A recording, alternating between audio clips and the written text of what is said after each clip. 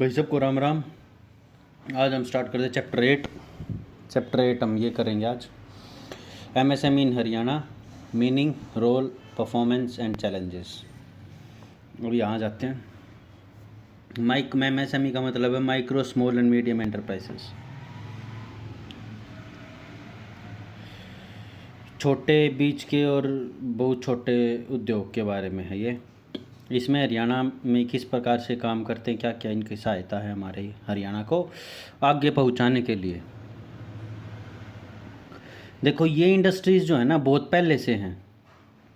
जैसे कि क्लासिफिकेशन करते हैं इनकी हम, जैसे कि इलेक्ट्रॉनिक्स गुड्स होगी, टेलीविज़न सेट्स हो गए।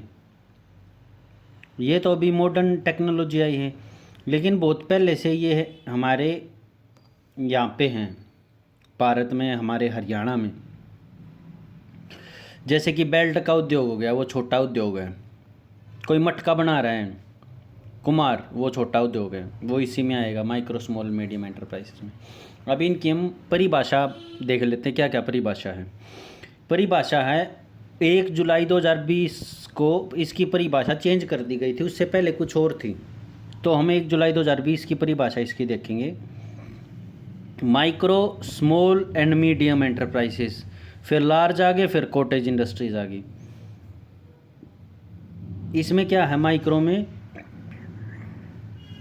जिसका इन्वेस्टमेंट इन प्लांट मतलब जो एक जगह है जहाँ पे पूरी फैक्ट्री चलती है उसको प्लांट कहते हैं। एंड मशीनरी और इक्विपमेंट इज सेटअप टू, कोई भी एक जगह है जहाँ पे उसकी मशीनरी या कोई भी और चीज़ मिला के 1 करोड़ हो खर्चा, एंड जो उसका एनुअल टर्नओवर हो, मतलब जो उसका प्रॉफिट हो वो 5 करोड़ हो, तो उसको कहते हैं माइक्रो।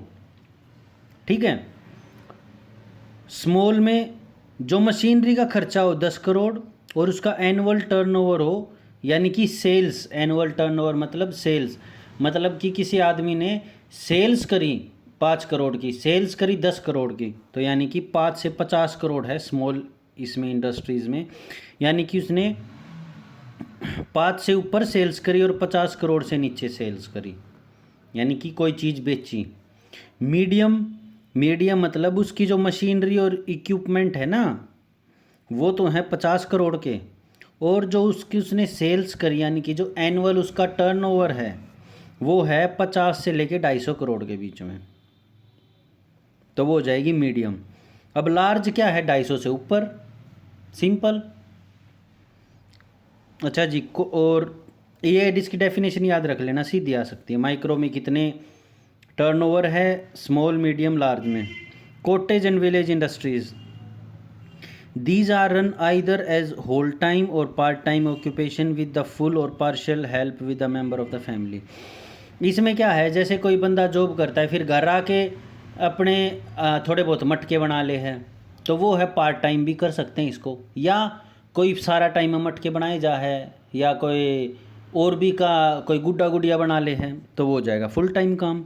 इसमें घर वाला की सहायता भी ले सकता है और नहीं भी ले सकता है, तो हो गया ना। कॉटेज इंडस्ट्रीज़ घर वालों की सहायता से फुल टाइम या पार्ट टाइम में होने वाले उद्योगों को हम कॉटेज या विलेज इंडस्ट्रीज़ कहते हैं। These industries produce traditional goods like traditional techniques, अभी बताया ना मटके वगैरह। जो डेफिनेशन है एमएसएमई की चेंज कर दी गई थी एमएसएमई के फेवर में। क्यों? क्योंकि पहले जो ये थी ना, इसका टर्नओवर 1 करोड़ था, 0 से लेके 1 करोड़ 2020 से पहले। तो उसमें क्या हुआ, उसमें लॉस हो गया लोगों को। लॉस कैसे हो गया, स्मॉल माइक्रो में तो अलग टैक्स लगता है, स्मॉल में अलग टैक्स लगता है। तो उन लोगों की थी सेल्स बहुत ज़्यादा कम, ज़्यादा सेल्स ज़्यादा थी, लेकिन वो इसमें इसकी बजाय इसमें रहे थे, तो इसलिए उनको टैक्स ज़्यादा चुकाना पड़ता था। तो इसीलिए सरकार ने उनका स्लैब चेंज कर दिया, स्लैब थोड़ा सा बढ़ा दिया। ठीक है। इसमें यही सब देखो, the turnover with respect to export made by MSC with not be counted in the turnover limit of the definition. देखो जो हम एक्सपोर्ट करते हैं ना वो टर्नओवर में काउंट नहीं होता। ठीक है। Turnover with respect to export made by MSME will not be counted in the turnover limited by the definition. ये अब देखो, अब जो मैंने वो बताई ना कि वो कितना एक साल में टर्नओवर निकालते हैं, 5 करोड़ का, 50 करोड़ का, 250 करोड़ का, तो उसमें वो लोग जितना एक्सपोर्ट करते हैं ना वो नहीं होगा, वो काउंट नहीं होगा। जैसे जो बाहर के देशों में एक्सपोर्ट करते हैं वो काउंट नहीं होगा, जो वो सिर्फ बनाते हैं ना और जो इंडिया में एक्सपोर्ट करते हैं सिर्फ वो काउंट होगा। अब देखो कॉटेज एंड विलेज इंडस्ट्रीज़, अभी बताया मैंने, यही सब चीज़ें हैं।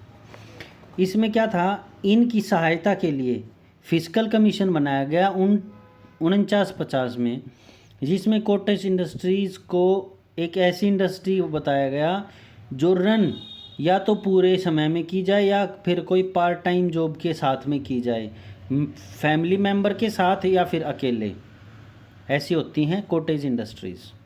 ये अलग अलग डेफिनेशन है। स्मॉल स्केल इंडस्ट्रीज़, अभी मैंने बता दिया स्मॉल स्केल की परिभाषा, ठीक है, जिसमें 10 करोड़ की इक्विपमेंट और 50 करोड़ तक का वो तो उसका एनुअल टर्नओवर हो, यानी कि उसकी प्रॉफिट हो, वो थी उसकी स्मॉल स्केल इंडस्ट्रीज़। तो अब ये इसमें डिफरेंस दे दिया कॉटेज और स्मॉल स्केल इंडस्ट्रीज़ में, ठीक है। कॉटेज इंडस्ट्रीज़ में ज़रूरी नहीं 50 करोड़ तक का हो, उसमें कम भी हो सकता है। इसमें तो डिफाइंड है कि भी 50 करोड़ तक का, वो बहुत छोटी होती हैं, ये स्मॉल में आती हैं, ये काफ़ी ठीक ठाक सी होती हैं। तो यही सब है इसका डेफिनेशन ना। अब हमने मीनिंग भी सीख लिया इसका। Present position of micro and small scale industries, present इसका जो फ़िलहाल की पोजीशन क्या है हमारे हरियाणा में। देखो 66-67 में जब हमारा हरियाणा बना, जब माइक्रो छोटे और माइक्रो और छोटे उद्योग कितने थे 4519, अब कितने हो रखे हैं, लगभग 1 लाख के आसपास हो गए। अब 2020 में 1 लाख प्लस हो गए होंगे, ये पक्की बात है, ठीक है। तो इससे आउटपुट पहले आता था 83 करोड़, अब कितना आता है 54 करोड़, ये 60 करोड़ प्लस हो गया होगा। तो यही चीज़ें हैं। Growth of registered working factories, अब ये छोड़ो, ये तो बकवास ही है। इंटर डिस्ट्रिक्ट इंडस्ट्रियलाइजेशन इन हरियाणा, ये देख लो, ये वाला थोड़ा सा इम्पोर्टेंट है। इसमें बता रखा है कि इंडस्ट्रीज़ जो हैं, फैक्ट्रीज़ जो हैं, किस स्टेट में कितनी हैं, ठीक है, और किस स्टेट में कितने वर्कर काम करते हैं। जैसे देखो सबसे ज़्यादा जो है ना फैक्ट्री, वो हैं अपनी फरीदाबाद में, पॉपुलेशन भी फरीदाबाद में सबसे ज़्यादा है, तो यहाँ से याद रख लेना पॉपुलेशन सबसे ज़्यादा क्या है फरीदाबाद में, तो फैक्ट्रीज़ भी सबसे ज़्यादा क्या है फरीदाबाद में। रजिस्टर्ड फैक्ट्रीज़ याद रखना, working factories, number of worker employed in the working factories. अब देखो गुड़गांव में है इससे थोड़ी सी कम, लेकिन लेबर यहाँ पे ज़्यादा है, तो इसका मतलब क्या है, गुड़गांव में बड़ी बड़ी फैक्ट्रीज ज़्यादा हैं, समझे। गुड़गांव में लेबर ज़्यादा, वर्किंग वो ज़्यादा है, और फरीदाबाद में फैक्ट्रीज ज़्यादा हैं। ये याद रख लेना बस 2 चीज़ें। अब अगर हम सबसे कम बात करें तो सबसे कम है इसकी नू में फैक्ट्रीज़ें बहुत ज़्यादा कम हैं क्योंकि वहाँ पे शिक्षित युवा बहुत ज़्यादा कम है, ठीक है। और इसमें सबसे कम बंदे कहाँ काम करते हैं, तो नू में ही करते हैं। फैक्ट्री सबसे ज़्यादा कम है तो नू में ही करेंगे सबसे ज़्यादा कम, बस ये याद रख लेना। अब ये इम्पोर्टेंस बता रखी है भाई कि ये फैक्ट्रीज होने की क्या क्या इंपॉर्टेंस है। ये तो मेरे हिसाब से बहुत कम बच्चे होंगे जिनको ना पता होगा। एम्प्लॉयमेंट, भाई साहब जितनी ज़्यादा फैक्ट्रीज होगी उतने ज़्यादा बंदे यहाँ लगेंगे। Equal distribution of the wealth, जितने ज़्यादा बंदे लगेंगे उनको इक्वली अपनी पैसे मिलेंगे और वो अपना खर्च सकते हैं। डिसेंट्रलाइजेशन, इसमें है लार्ज स्केल इंडस्ट्री है mostly the tendency to concentrate at one place. अब क्या है, जो बड़े उद्योग होते हैं वो मैक्सिमम एक ही जगह पे करते रहते हैं। जैसे बेंगलोर में मैक्सिमम एक जगह है। हरियाणा में गुड़गांव में क्या है, सॉरी गुरुग्राम, पर हम तो गुड़गांव बोलेंगे। गुड़गांव में क्या है, ये अपना लार्ज स्केल इंडस्ट्रीज़ जो हैं वहाँ पे ज़्यादा हैं, समझे। तो ये इससे क्या होता है, ज़्यादातर लोग गुड़गांव की तरफ भागते हैं और दूसरे इसमें नहीं भागते, या फरीदाबाद में ज़्यादा भागते हैं। तो उससे क्या है कि इम्बैलेंस सा बन जाता है, एक जगह पे ज़्यादा है एक जगह पे कम है, इसीलिए फरीदाबाद में पॉपुलेशन बहुत ज़्यादा होगी। अब इससे क्या होगा, सॉरी, अगर कोई भी कल ने वॉर की परिस्थिति आ गई या कोई नेचुरल क्लैमिटी आ गई, मतलब कि कोई भी आपदा आ गई, तो उस जगह को खाली करवाना बड़ा मुश्किल हो जाएगा, क्योंकि वहाँ पे पॉपुलेशन बहुत ज़्यादा है, समझे। अब है यहाँ आ गई तो यहाँ फिर तो अपना on country recorded small scale disperse throughout the country, danger of their complete dispersion minimum besides small scale industries avoid evils of the urbanisation. अब इससे क्या है, अब ये आ गई ज़्यादा तो उससे क्या है, अर्बनाइजेशन मैक्सिमम इन्हीं इलाकों में होगी, क्योंकि सैलरी तो इन इलाकों में, पैसा तो इन इलाकों में है। तो अगर इन इलाकों में ज़्यादा सैलरी होगी तो अर्बनाइजेशन ज़्यादा होगी, तो एक ये इम्बैलेंस सा हो जाएगा कि यहाँ तो बहुत ज़्यादा अमीर रहते हैं और दूसरी जगह बहुत ज़्यादा गरीब रहते हैं। तो इससे बचने के लिए डिसेंट्रलाइजेशन से हमें एमएसएमई हमारे लिए लाभदायक है। क्यों लाभदायक है, क्योंकि लार्ज स्केल इंडस्ट्री एक जगह पे है, लेकिन छोटी मंजिला छोटी और बीच की जो हैं वो अपना सारी जगह हो जाएंगी, तो इक्वली डिस्ट्रीब्यूशन सा हो जाएगा पॉपुलेशन के ऊपर होने। जब देखो अगर ये होंगी तो जो बंदे एग्रीकल्चर करते हैं वो कम करेंगे, तो इससे क्या होगा, इनके पास ज़्यादा लेबर आ जाएगी और एक बैलेंस सा हो जाएगा कि हाँ भाई एग्रीकल्चर भी कर रहे हैं और इंडस्ट्रीज़ भी चला रहे हैं, दोनों काम हो रहे हैं। इंक्रीज़ इन प्रोडक्शन में इंक्रीज़ होगा। अब ये होंगी तो अब मान लो एक कमा रहा है और घर के 2 सदस्य कमाएंगे तो प्रोडक्शन में इंक्रीज़ नहीं होगी, पैसा ज़्यादा नहीं आएगा। तो सेम एज इट इज़ है, लार्ज के साथ साथ माइक्रो स्मॉल और मीडियम भी फैक्ट्रीज़ लगा रहे हैं तो इससे फ़ायदा होगा। अब ये सारी चीज़ें ऐसे ही।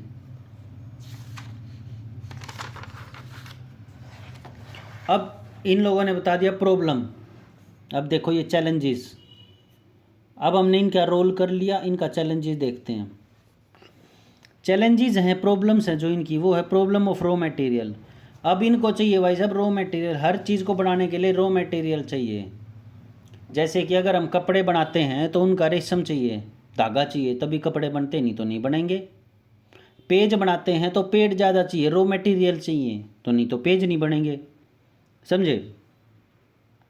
और रॉ मटेरियल ज़्यादातर है महेंद्रगढ़ में, हर तरह का रॉ मटेरियल वहाँ मिलते हैं, तो ये बहुत ज़्यादा प्रॉब्लम क्रिएट कर देगा। लैक ऑफ पावर, अब क्या है, इलेक्ट्रिसिटी ज़्यादा चाहिए, पावर कट ज़्यादा ना लगे इसके लिए इलेक्ट्रिसिटी ज़्यादा चाहिए। अब इलेक्ट्रिसिटी की इतनी वो है नहीं। प्रॉब्लम ऑफ फाइनेंस, पैसा ज़्यादा चाहिए, पैसे की भी प्रॉब्लम है। ओल्ड मेथड ऑफ प्रोडक्शन, अब नए मेथड ऑफ प्रोडक्शन के लिए उन लोगों को मशीनरी लानी पड़ेगी, मशीनरी के लिए पैसा चाहिए, पैसा इतना ज़्यादा है नहीं, मशीन हो गई महंगी, तो इसीलिए वो ओल्ड प्रोडक्शन पे ज़्यादातर काम करते हैं। प्रॉब्लम ऑफ मार्केटिंग, अब वही फिर मार्केटिंग इतनी ज़्यादा प्रॉब्लम आ रही है, मार्केटिंग के लिए इतना अच्छा बंदे हैं नहीं। हाई कॉस्ट ऑफ प्रोडक्शन, अब रॉ मटेरियल ज़्यादा महंगा आएगा तो हाई कॉस्ट ऑफ प्रोडक्शन तो लगेगी, पेट्रोल भी महंगा हो गया तो already high cost of production लग जाएगी। Competition with large scale industries, अब क्या है, इनको कहते बड़ी मछली। अब बड़ी मछली तो चाहेगी कि छोटी मछली को खा जाए, वो क्यों चाहेगी कि तालाब में एक और मछली हो मेरा कंपटीशन बढ़ाने के लिए। तो इसीलिए बड़े जो इंडस्ट्रीज़ हैं वो हमेशा छोटी इंडस्ट्रीज़ को ख़रीदने की कोशिश करते हैं, बस ये तो कभी से चलता आ रहा है। Limited demand of artistic goods, अब क्या है, कॉटेज इंडस्ट्रीज़, कुटीर उद्योग क्या है, हरियाणा कुटीर उद्योग क्या मतलब है, कोई बेल्ट बनाता है, ठीक है, कोई अपना कॉटन का काम करता है, तो ये सारे छोटे उद्योग कुटीर उद्योग में आते हैं। Have so far concentrated their attention on the production of artistic goods, demand of these limited goods is limited, so the industries cannot increase their production। अब क्या है, कोई बंदा अगर पुराने काम कर रहा है तो उसकी डिमांड इतनी ज़्यादा है नहीं, जिसकी वजह से उसको घाटे का सौदा हो रहा है। लैक ऑफ एबल एंटरप्रेन्योर, अब इतने अच्छे एंटरप्रेन्योर हैं नहीं जो उन फैक्ट्रीज़ को आगे लेके जा सकें। लैक ऑफ स्टैंडर्डाइजेशन, जो फिनिश्ड गुड है, जो स्मॉल स्केल इंडस्ट्रीज़ की जो फिनिश्ड गुड है, यानी कि जो बिल्कुल लास्ट में निकल के आता है, जैसे एक पेच नट, जैसे एक कोई भी नट जो बाद में निकल के आ रहा है वो इतना ज़्यादा अच्छा है नहीं जिसकी वजह से बाहर के ऑर्डर इन लोगों को आ सकें। मैं वो बात नहीं है इसमें ना, स्टैंडर्डाइजेशन नहीं है एक। अच्छा, इंडस्ट्रियल सिकनेस, जैसे क्या है बहुत सारे छोटे उद्योग क्या हैं वो लॉस में चल रहे हैं, तो उससे है क्या प्रॉब्लम क्रिएट हो रही है कि भाई ये तो आगे चल ही नहीं पाएंगे, 1-2 साल और चलेंगे फिर ठप हो जाएंगे। ठीक है, तो ये हो गया अपने चैलेंजेस। सॉरी। अब क्या है सजेशंस इन लोगों ने दिए हैं अलग अलग। रॉ मटेरियल की सप्लाई कर दो, मार्केटिंग, जो जो इसमें प्रॉब्लम थी ना वही इन लोगों ने सजेशन दे दिए, बस यही है। ट्रेनिंग दो, प्रोटेक्शन दो, मेथड ऑफ प्रोडक्शन अलग से अपनाओ, क्रेडिट फैसिलिटीज़ इन लोगों को दो, पैसा दे दो डायरेक्ट लोन के रूप में, कोऑपरेटिव सोसाइटी दे दो, कम ब्याज दर पे इनको पैसा दे दो, क्वालिटी कंट्रोल इन लोगों के एक स्टैंडर्ड वो बना दो कि भी क्वालिटी ऐसी होनी चाहिए। पब्लिसिटी एंड एग्जीबिशन, इन लोगों के लिए मार्केटिंग के लिए अलग से वो टीम बनाओ भाई जो इन लोगों के प्रोडक्ट की पब्लिसिटी कर सके, या अलग से चैनल खोल दो। गवर्नमेंट इम्पोरियम्स, मतलब गवर्नमेंट के थ्रू अलग अलग स्कीम्स चलाई जाए जो इन लोगों को फ़ायदा पहुँचाएँ। रिसर्च, अलग से रिसर्च कराओ इनके प्रोडक्ट्स के ऊपर कि भी आप लोग इस प्रोडक्ट की गुणवत्ता को ऐसे सुधार सकते हो। मैनेजमेंट कंसल्टेंसी, वही मैनेजमेंट को सॉरी कि उनकी जो बिकवाली है वो अच्छे से करो। मॉडर्नाइजेशन, मशीन लेके आओ भाई फैक्ट्रीज़ में, मॉडर्नाइजेशन करो। गवर्नमेंट ने अब कौन कौन सी स्कीम चलाई हैं वो देखते हैं। गवर्नमेंट एंड एमएसएमई, वैसे स्कीम्स है नहीं, परफॉर्मेंस भी कर लिया हमने, स्कीम्स दे तो नहीं रखी इन लोगों ने। चलो इंपॉर्टेंट सी स्कीम करवा देता हूँ मैं। अब एक देखो अलग अलग से है ना आईटी पार्क बनाए गए हैं हरियाणा में। पढ़ा भी होगा न्यूज़पेपर में, अगर कोई थोड़ा सा भी न्यूज़पेपर पढ़ रहा है तो उन लोगों को पता होगा कि हाँ भाई अलग अलग से वो बनाए गए हैं आईटी पार्क्स। जैसे IT park in Panchkula, Kundli Manesar, IMT Manesar, अब ये अपना इसमें आईएमटी रोहतक भी है ना। तो यहाँ पे अलग अलग आईएमटी बनाए गए हैं, बस इतना याद रखो। इनको गवर्नमेंट की तरफ से फैसिलिटीज़ हैं, जैसे आईएमटी रोहतक में अपना एशियन फैक्ट्रीज़ भी है ये पेंट की, अपना फुटवेयर भी हैं, ठीक है, ऐसे ही बहुत सारी फैक्ट्रीज़ हैं, नट बोल्ट की भी है। तो इससे क्या इन लोगों को कम दाम पे एक पर्टिकुलर जगह पे अच्छी फैसिलिटीज़ मिल रही हैं, तो वहाँ पे कंपनीज आना चाहेंगी। वही इंफ्रास्ट्रक्चर से रिलेटेड देखो आईएमटी का मतलब है इंडस्ट्रियल मॉडल टाउनशिप। गवर्नमेंट की पॉलिसीज़ क्या है, सपोर्टिव करो भाई, ऐसे थोड़ी ना है। अब पॉलिसी सपोर्टिव कैसे हो सकती है, ये गुड़गांव मानेसर बावड़ का जो रीजन है उसमें जो है उन्होंने Maruti Suzuki, Honda, hero, escort और बहुत सारी को ऑटो कंपोनेंट्स के लिए बिग फैक्ट्रीज लगाने के लिए उन लोगों ने परमिशन दे दी। तो ऐसे फिर उन लोगों को गवर्नमेंट की तरफ से सपोर्ट मिल गया, फाइनेंशियल हेल्प दे दो, कम ब्याज पे लोन दे दो इन लोगों को, जल्दी जल्दी लोन दे दो, ठीक है। मार्केटिंग फैसिलिटीज़, अब क्या है ये तो ठीक है, मार्केटिंग ये इतना ज़्यादा इम्पोर्टेंट है नहीं। Industrialisation in the state of Haryana, हाँ ये देख लो। देखो हमारे स्टेट में जो है एग्रीकल्चर बहुत ज़्यादा है, अब उसके ऊपर एग्रीकल्चर ज़मीन बहुत कम है लेकिन इसके ऊपर डिपेंडेंट बहुत ज़्यादा हैं।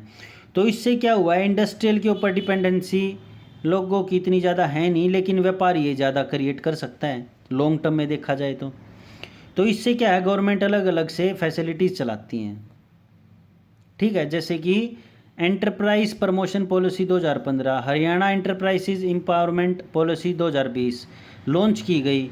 इसके थ्रू क्या गया, मेक इन हरियाणा प्रोग्राम बनाया गया, जैसे कि मेक इन इंडिया है ना उसी तर्ज पे, जिससे क्या है हरियाणा के इकोनॉमी को थोड़ा सा बूस्ट मिले, यानी कि उसको थोड़ा सा धक्का मिले, चलो भाई बाज लो।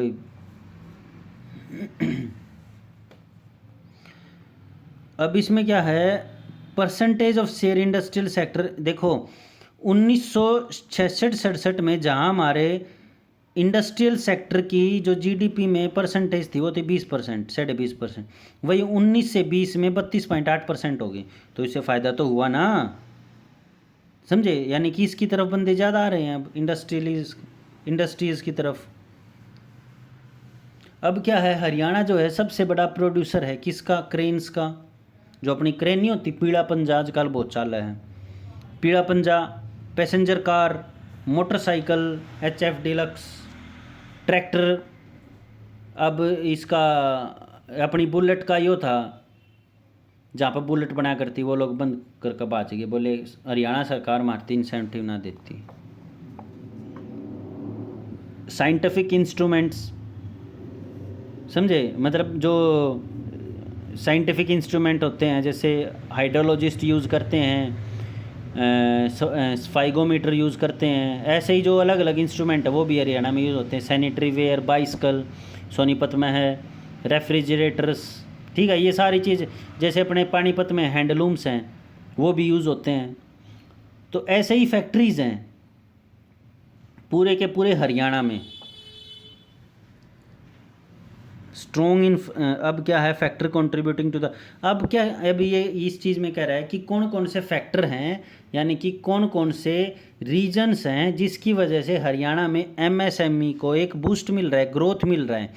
एक ये लोग कह रहे हैं कि स्ट्रॉन्ग इंफ्रास्ट्रक्चर बेस है, यानी कि स्ट्रॉन्ग इंफ्रास्ट्रक्चर बेस का मतलब है एक तो यहाँ ज़मीन उनको मिल रही है, और ऊपर से रोड भी ठीक है, जहाँ पे उनको बेचनी है वहाँ तक उनको रोड भी मिल रहे हैं। जैसे यो KMP है, कुंडली मानेसर पलवल एक्सप्रेसवे, इसकी बहुत ज़्यादा सहायता मिल रही है, ठीक है। अब अलग अलग रोड्स निकाल रहे हैं, तो इससे क्या इंडस्ट्रीज़ को फ़ायदा मिल रहा है। और ये अपना गुड्स ट्रेन है, इनके लिए अलग से कॉरिडोर बना दिया। कॉरिडोर का मतलब है अलग से लाइन बिछा दी, अब ये इसी पे चलेंगी, ठीक है। तो इससे इनको भी बहुत ज़्यादा फ़ायदा हो गया, क्योंकि सामान पहले जो 5 दिन में पहुंचता था वो अब 2 दिन में पहुंचेगा, ठीक है। देखो, कुंडली मानेसर पलवल एक्सप्रेसवे बना दिया, दिल्ली मुंबई कॉरिडोर बना दिया, पंजाब से कलकत्ता के लिए डायरेक्ट रास्ता बना दिया। तो ऐसे बहुत ज़्यादा फ़ायदेमंद हो रखा है, ठीक है। एक क्या, अपनी जोग्राफिकल रीजन बहुत ज़्यादा इंपॉर्टेंट, पहले के भी पार्ट में बताया था। हमारा क्या है, लगभग 57% रीजन NCR में आता है, तो उससे फ़ायदा हो गया। फ़ायदा कैसे हो गया, जो भी NCR के साथ में होंगी अपने डिस्ट्रिक्ट्स, उसमें कोई भी चीज़ बनेगी वो फटते से दिल्ली में जाके बिक सके हैं, क्योंकि दिल्ली में बहुत ज़्यादा लोग रहते हैं जहाँ पे कंजप्शन ज़्यादा है। अब ऐसे ही है, ये सारी चीज़ सेम है। अब क्या, स्पेशल इकोनॉमिक जोन बना दिया। स्पेशल इकोनॉमिक जोन मतलब, इसका मतलब होता है हरियाणा के अंदर 22 स्पेशल इकोनॉमिक जोन है, ये चीज़ याद रख लेना। 30 नवंबर 2021 को कितने हैं, 22। इसमें क्या है, हम स्पेशल इकोनॉमिक जोन में टैक्स कम कर देते हैं कि भी हम आपसे पहले 10% टैक्स ले रहे थे, अब हम आपसे 8.5% लेंगे, फ़ायदा हो गया। इंपोर्ट ड्यूटी में कम कर देते हैं, भैया आप अगर अपना सामान बाहर बेचते हो तो हम ड्यूटी कम लगाएंगे। नहीं, अगर आप बाहर से अपना सामान अंदर मंगवाते हो, इंपोर्ट, अगर आप बाहर से कोई सामान अपना अंदर मंगवाते हो तो भाई साहब इंपोर्ट कम लगा लेंगे, ठीक है, मंगवा लो यार। इनकम टैक्स भी कम लगा लेंगे, वैल्यू एडिड टैक्स भी कम लगा लेंगे, सर्विस टैक्स भी कम लगा लेंगे। न्यू कहें भाई साहब सारी चीज़ कम लगा लेंगे, थामा के फैक्ट्री ला लो बस, फिर देखा है, फिर लगावांगे फालतू। लॉ एंड ऑर्डर, पुलिस अपना अच्छा काम कर रही है, पीसफुल इन्वायरमेंट है। अब ये है मेन फीचर्स कि भाई साहब तर्क, सारी चीज़ों का अंश क्या निकला। देखो, ये सारी डेफिनेशन मैंने पहले बता दी थी। 1 करोड़ की इन्वेस्टमेंट है, 5 करोड़ का टर्नओवर है, 10 करोड़, 50 करोड़, 50 करोड़, 250 करोड़, ठीक है। माइक्रो, स्मॉल और मीडियम। मीनिंग ऑफ एंटरप्राइज बता दिया, जो है बता दिया था। ये package of promotion of tiny enterprises, छोटे उद्योगों को प्रमोट करने के लिए पैकेज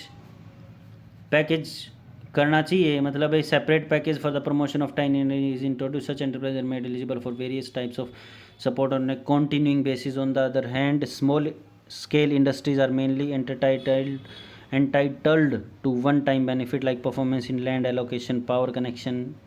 अब इसमें बता रखा है कि जो छोटे छोटे उद्योग हैं उनके पैकेजिंग के लिए अलग से प्रमोशन होनी चाहिए बस, और उन लोगों के लिए अलग से पावर कनेक्शन देना चाहिए, लैंड एलोकेशन करनी चाहिए, मतलब ज़मीन दे देनी चाहिए, ये सब चीज़ें हैं।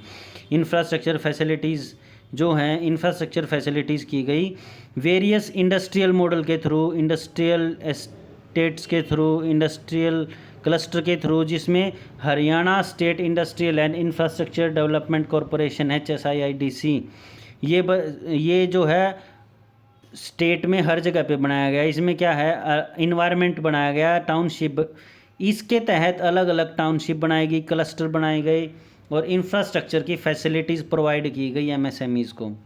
फाइनेंशियल सपोर्ट दिया गया। फाइनेंशियल सपोर्ट क्या है, पैसा दिया गया लोन के रूप में। मॉडर्नाइजेशन क्या है, IIT जैसे अपना ये होगी कुरुक्षेत्र ना, NIT है कुरुक्षेत्र में, सॉरी, इनको अच्छे से और मॉडर्नाइजेशन किया गया, इनके ऊपर खर्चा किया गया, ट्रेनिंग पे ज़्यादा ध्यान दिया गया, ट्रेनिंग के लिए अलग अलग प्रोग्राम चलाए गए, टेक्नोलॉजिकली डेवलपमेंट किया गया, स्मॉल स्केल इंडस्ट्रियल ऑर्गेनाइजेशन बनाई गई जिसमें इनकी टेक्नोलॉजी के ऊपर ज़्यादा ध्यान दिया गया। ठीक है, एक्सपोर्ट के ऊपर जो है इनिशिएटिव दिया गया, मतलब आप भाई साहब एक्सपोर्ट करो, हम आपको थोड़ा सा और सहायता देंगे। अब ये क्या है, रिसेंटली पॉलिसी है, इनिशिएटिव।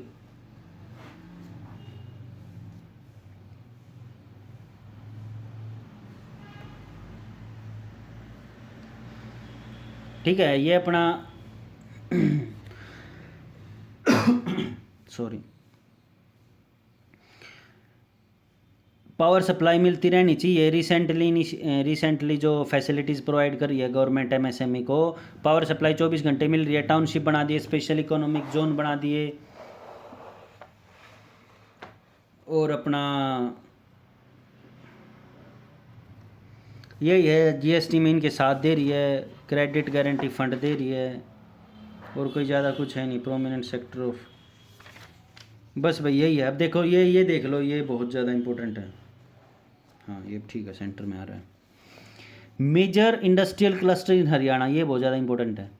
गुड़गांव में क्या है, लेदर, रेडीमेड गारमेंट्स और IT तो हब तो याद है, लेदर और याद कर लो। इसमें क्या है, ट्रिक्स भी बता देता हूँ साथ के साथ। गुड़गांव में गुरुग्राम में क्या है, गुरुग्राम में कुत्ते बहुत ज़्यादा हैं, तो कुत्ते के गले में क्या होता है, पट्टा किससे बनता है, लेदर से, तो यानी कि लेदर। और रेडीमेड गारमेंट्स का मतलब है भाई साहब तैयार किए हुए गारमेंट्स हैं, सूट्स हैं, शर्ट्स हैं, आप ले जाओ बस ठाटा का। ठीक है, मानेसर में क्या है, ऑटो कंपोनेंट्स है और इलेक्ट्रॉनिक्स का बहुत ज़्यादा सामान मानेसर में मिलता है। फरीदाबाद में क्या है, इंजीनियरिंग गुड्स, यानी कि कोई भी अपना मशीन है वो यहाँ मिल जाएगी। फुटवेयर है, फुटवेयर भी यहाँ मिल जाएगा, एक फुटवेयर यहाँ पे भी है अपना झज्जर डिस्ट्रिक्ट में। करनाल है, करनाल में प्रिंटिंग है, पैकेज है, एग्री इम्प्लीमेंट्स है, फार्मास्यूटिकल है, ये याद करनी है। पानीपत में तो सब कुछ याद है, हैंडलूम्स और टेक्सटाइल मशीनरी और होशियरी। और यमुनानगर में क्या है, प्लाईवुड है। यमुनानगर में बेसिकली पेड़ से रिलेटेड ज़्यादा है, प्लाईवुड है और इंजीनियरिंग गुड्स है। जगाधरी में क्या है, मेटल है, जगाधरी मेटल। कुंडली में क्या है, स्टेनलेस स्टील और फार्मास्यूटिकल और कहाँ पे आया था, करनाल और कुंडली में। ठीक है, इंजीनियरिंग गुड्स कहाँ पे आया था, अपना यमुनानगर में और अपना फरीदाबाद में। ये ऐसे ना, ये एक बारी याद कर लेना अच्छे से, ये डायरेक्ट आ सकता है कहाँ क्या है। अब जैसे सोनीपत में है, सोनीपत में बाईसाइकिल है, यानी कि साइकिल अपना जो चलाया करें, 2 पहिया वाली और 2 पैडल वाली साइकिल है। ठीक है, तो भाई बस यही था आज के लिए। पसंद आए तो भाई लाइक कर दियो और चैनल ने सब्सक्राइब कर लियो, और भाई ना पसंद आए तो डिसलाइक भी कर दियो, और कमेंट भी डाल दियो अपना, कोई थारी तरफ तो कोई ऐसी राय हो कि हाँ भाई साहब यो सही नहीं पढ़ाया सर जी, यो सही नहीं पढ़ाया, तो बता दियो। और भाई ऑल द वेरी बेस्ट, और अपना तैयारी पर जुट जाओ। पेपर जून में होगा, 100% होगा पेपर जून में शुरू। न्यू नहीं बेरा कौन सी जून न होगा, कौन सी तारीख न होगा, पर न्यू देख लियो, पेपर की तैयारी कर लो, पेपर कति सरपा लिया है। So all the very best, और अपना तैयारी पर जुट जाओ। चलो साइनिंग ऑफ, बाय बाय।